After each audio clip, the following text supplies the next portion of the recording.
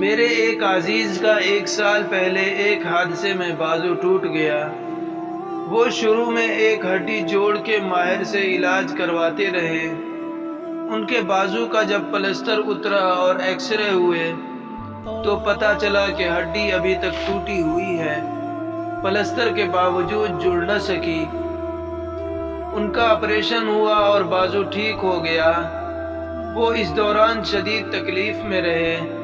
ابھی ان کا بازو ٹھیک ہوئے چند روز ہی گزرے تھے کہ ان کو دل کا دورہ پڑا اور وہ کئی روز ہسپتال میں داخل رہے۔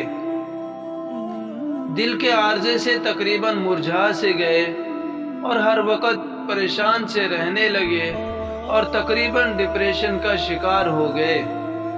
وہ پہلے ذیابیطس کے مریض نہ تھے۔ ہر وقت کی ٹینشن نے انہیں شوگر کے مرض کا تحفہ دے دیا۔ ابھی چند دن پہلے میری ان سے ملاقات ہوئی تو حد درجہ مایوس نظر آئے۔ مایوسی نے ان کو شدید طرح سے گھیر رکھا تھا۔ دوران ملاقات انہوں نے بتایا کہ وہ ان دنوں ایک اور مرض میں مبتلا ہو چکے ہیں۔ ان کے ایک گردے میں پتھری ہے۔ وہ 2 روز سے کڈنی سینٹر میں اپنے معالج کے پاس جا رہے ہیں۔ ڈاکٹر کا کہنا ہے کہ دوا سے ہی یہ پتھری خارج ہو جائے گی۔ یہ بتانے کے بعد ہی میرے وہ عزیز دھاڑے مار کر رونے لگے۔ ان کے اس انداز کے رونے نے مجھے بھی غمزدہ کر دیا۔ میں نے انہیں تسلی و دلاسا دیا اور مشورہ دیا کہ اس موقع پر وہ اللہ سے اپنا رابطہ بڑھائیں، اپنے رب سے گناہوں کی معافی مانگیں۔ اللہ انہیں اس مشکل سے ضرور نکالے گا۔ وہ روتے روتے آنسو سے منہ دھوتے ہوئے پوچھنے لگے کہ یہ تکلیفیں میرے لیے ہی کیوں، میں ہی کیوں؟ اس موقع پر مجھے کافی عرصہ پہلے کسی جگہ پر ایک آرٹیکل پڑھا تھا، یاد آیا اور وہ واقعہ بھی یاد آ گیا۔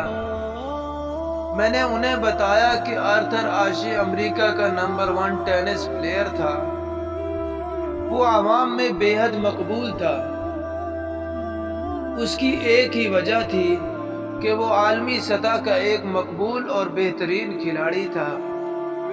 یہ ایک حقیقت ہے کہ جب آپ کسی بھی شعبے میں سب سے بہترین کے درجے پر پہنچیں اور عروج حاصل کر لیتے ہیں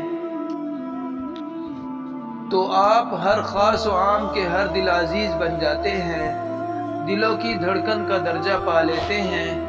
اسی طرح آرتھر کو ایک حادثے کے بعد ہسپتال میں انتہائی غفلت کے ساتھ معالجین نے ایڈز کے مریض کا خون لگا دیا، جس کے عوض آرتھر کو بھی ایڈز ہو گیا۔ جب وہ بستر مرگ پر تھا، اسے دنیا بھر سے اس کے چاہنے والوں اور پرستاروں کے خطوط آتے تھے۔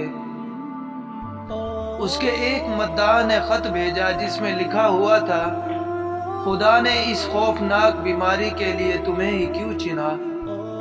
آرتھر نے صرف ایک خط کا جواب دیا جو کہ یہ تھا، دنیا بھر میں 5 کروڑ سے زائد بچے ٹینس کھیلنا شروع کرتے ہیں اور ان میں سے 50 لاکھ ٹینس کھیلنا شروع کرتے ہیں۔ ان 50 لاکھ میں سے 50,000 ہی ٹینس کے سرکل میں داخل ہوتے ہیں، جہاں ڈومیسٹک سے انٹرنیشنل لیول تک کھیل پاتے ہیں۔ ان 50,000 میں سے 5,000 ہیں جو گرینڈ سلام تک پہنچتے ہیں۔ ان 50,000 میں سے 50 ہی ہیں جو میلبرن تک پہنچتے ہیں، اور ان 50 میں سے محض 4 ہوتے ہیں جو میلبرن کے سیمی فائنل تک پہنچتے ہیں۔ ان 4 کھلاڑیوں میں سے صرف 2 کھلاڑی ہی فائنل تک پہنچ پاتے ہیں۔ ان 2 میں سے محض ایک ہی فاتح قرار پاتا ہے اور ٹرافی اٹھاتا ہے۔ یاد رہے کہ وہ ٹرافی جیتنے والا 5 کروڑ میں سے چنا جاتا ہے۔ وہ ٹرافی اٹھانے کے بعد میں نے کبھی خدا سے نہیں پوچھا کہ میں ہی کیوں؟ لہٰذا آج اگر مجھے درد مل رہا ہے تو میں خدا سے شکوے شروع کر دوں کہ میں ہی کیوں؟ جب ہم نے اپنے اچھے وقتوں میں خدا سے کبھی نہیں پوچھا کہ میں ہی کیوں، تو ہم برے وقتوں میں کیوں پوچھیں کہ صرف میں ہی کیوں؟